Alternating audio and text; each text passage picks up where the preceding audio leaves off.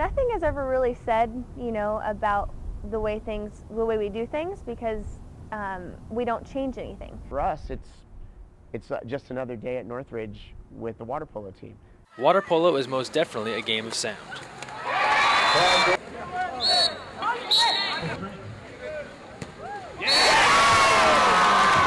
Except for one player on the California State University Northridge women's team, meet Danielle Berman, a junior 2-meter defender for the Matadors who was born completely deaf. She's the only deaf player in the history of Northridge women's water polo, but enters the 2011 season with the same goal of all of her teammates: a Big West championship and a shot at the NCAA tournament. How exactly did Berman end up at Northridge? Well, it didn't have much to do with water polo at all. Okay, obviously, grades is a priority for the coach. And without deaf services, I would not even be able to understand what is going on in my different classes, and my grades would just plummet, and I wouldn't be able to play. So the services came first for me, and so that's why I'm here. The students come here either not knowing sign or knowing a little bit, and the culture here, it's a culture, it's a community within itself, that people have deaf students in their classes and don't really know what it is, and that strikes them to take a sign language class or to communicate more, or they're more aware. I think the hearing students on the in the campus have really, it's benefited them, and they have known what goes on in the world, as opposed to a college that doesn't have anybody who's deaf. Secure at Northridge, one of Berman's biggest supporters has been Kim Tripany, who, outside of a handful of teammates that understand sign language, has been Berman's primary voice as a sign language interpreter. The university is an amazing advocate for the deaf community and is in a small minority of schools that offer a deaf studies major. Tripany is an athletics department employee that is available for Berman at every water polo function, and at this point is really just another part of the team. She's like my third assistant.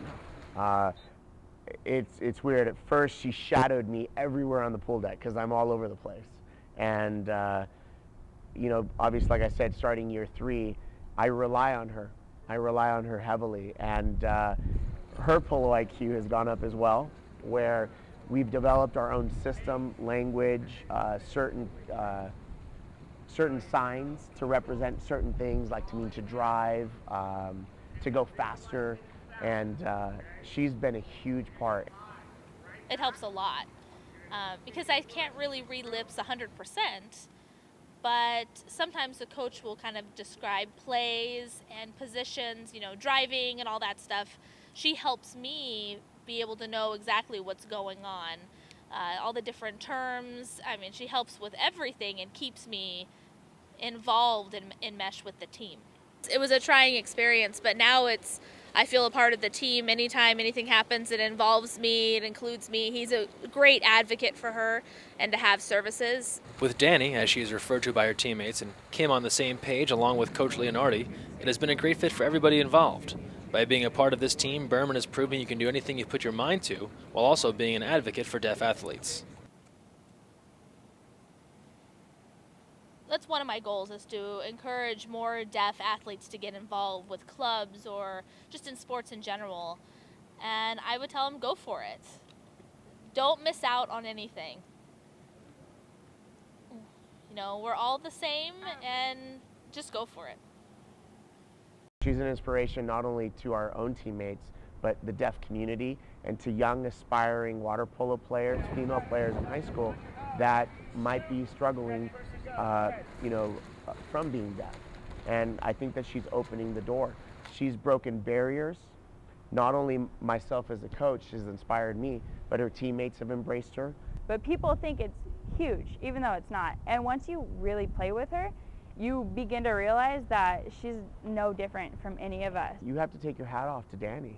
She's not only overcome the whistles and then learning the game, but she's been able to adapt to the point where it doesn't make a difference. While it might be a touching story to see a deaf water polo player overcome the odds to make the team, fact is, Danny can play. An aggressive 2-meter defender who scored 5 goals a season ago, she most definitely belongs. She is so brutal and physical, and she makes you better. She's an aggressive player. We've both come a long way. She's improved a lot. She's able to hold position, control her position, and be able to defend well. she's gotten faster, she's gotten stronger, her ball handling's gotten better, and she's strong. She's very, very strong. And like I said before, she's a really gifted athlete. Perhaps the biggest compliment you can pay to Danny is that most folks assume she is just another Division I college water polo player. They normally, I think they go like the whole game almost without noticing. They wouldn't notice if we didn't have Kim on the bench interpreting. A couple coaches have definitely come up to me and said that it's amazing how great of a player she is for being a deaf, and they wouldn't realize that unless I would have told them. Sure, Berman is able to assimilate to the game of water polo in the hearing world, but there is help available. New technology, including vibrating waterproof wristbands known as Ref for the Deaf, are being developed, and while Berman isn't looking for any special advantages, there are ways to level the playing field, something her team fully supports. I'll tell you, there is technology out there that obviously day-to-day is improving. I mean, we would be very fortunate enough to be able to demo or try some type of equipment, to accelerate, maybe to make life a little bit easier for the deaf community. I mean, that would be awesome. At the same time, without it, I still think that she has been successful, but if she ever had that opportunity, I mean, it would be awesome. Anything to try and improve like their compatibility with the game, I'm all for. I think it's just resourceful thinking of things like that to make it easier and more similar to how the game's played hearing. The rest of the ladies on the Matador squad, save for Goforth, who knows sign language, can't exactly have a full-on conversation with Danny, but they still talk all the time, and most everyone was quick to admit one thing: Danny's pretty funny. She really is like hilarious if you actually just talk to her, and she laughs too. You can hear her laugh, which makes you laugh even harder, and she's a really good person to talk to. But she has great personality in and out of the water. Without me there, it just helps to have me there so all the words come across. Has she made you a funnier person? I'm sure she probably has, yes. It would be cliche to say a water polo team is a family until you meet this Northridge group. From those that can hear to those that can't, they have rallied around each other, and for Danielle Berman it seems as if she's found the perfect place to be. Danielle she's so much fun. She works very, very hard. She loves water polo and it shows. She's just a great person all around. I think she's an amazing person, a great spirit. She has a great family, a wonderful asset to this team, and I don't think they would be where they are today without having her. She likes to hear what people have to say about her being deaf, and it kind of motivates her and pushes her further, and more power to her. And I love that she plays, I love that she keeps going, and she just pushes through, and she pushes all of us. I don't think our family would be as successful without her. We're fortunate enough to have Danny, and I mean, we love having her. She makes us Northridge, so.